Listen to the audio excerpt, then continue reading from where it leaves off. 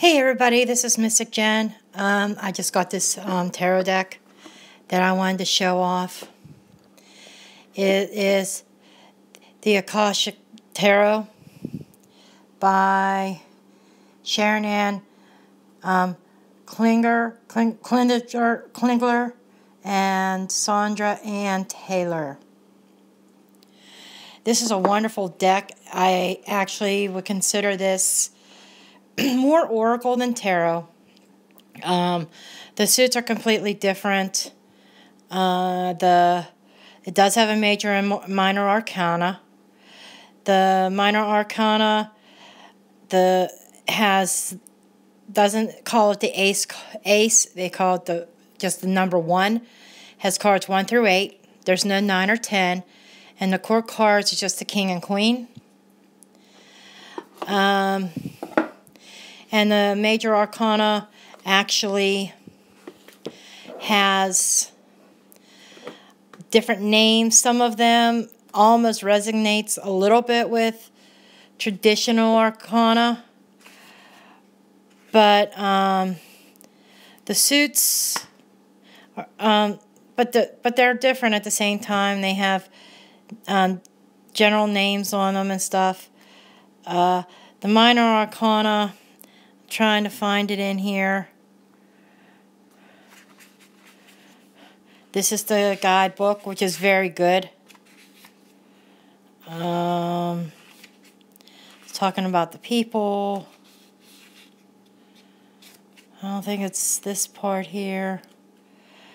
But it has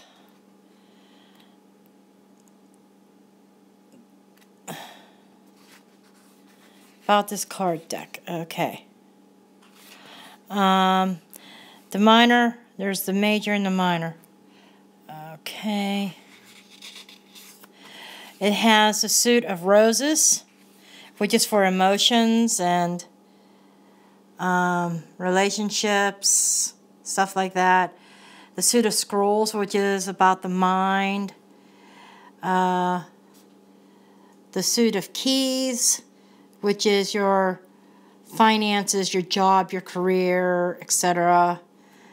And the suit of forces, which is energy and consciousness. It's almost like the suit of fire in a way. It's like your passions. But has some good spreads in here. Each page, each card has a what they call the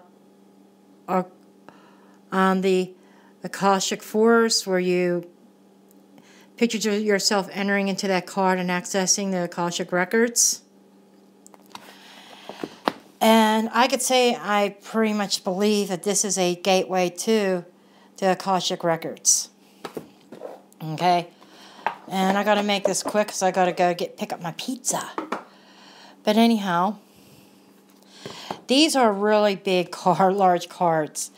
And they each have like a name even on all the suits. And this is why I think it's like a hybrid between the tarot and an oracle deck. And I wanted to show you this little spread here, because I got this deck a couple days ago, and I studied it, studied the guidebook, you know, and closed my eyes and try to communicate and connect with each card. And here I decided just to throw 3 cards out for myself, just to see what kind of messages that would come up. And the intuitive message was really clear. It's autumn time, commitment, and this is the light of the world, or this is one of the major arcanas. These 2 are minor arcanas. Okay, and intuitively it reads about harvesting and commitment. Basically, in the fall time, that's when you notice when I really pick up on my YouTube. My YouTube channel, it was dormant for a very, very long time. And it was in the fall, this fall, that I started committing myself to my YouTube channel and committing myself to my spiritual growth. And it's like I was like in a harvest. Okay. Hi, Jerry. And with my renewed commitment to my spiritual journey, it leads to doors opening up for me. And intuitively, I read this as the doors to the Akashic library opening up wide for me to access it, and where I can finally become a light to other people and to help other people through their troubles and accessing the angelical realm to help give guidance in their lives. Okay, I'm not going to go through every single card in this deck, but I'll show a few of them. I wanted to show that little quick spread, okay, that I did after I went through and studied this deck a bit. But, I mean, these cards are so intuitive. I have to say, though, my only complaint is this card stock is really super, super stiff. And trying to shuffle them is a challenge.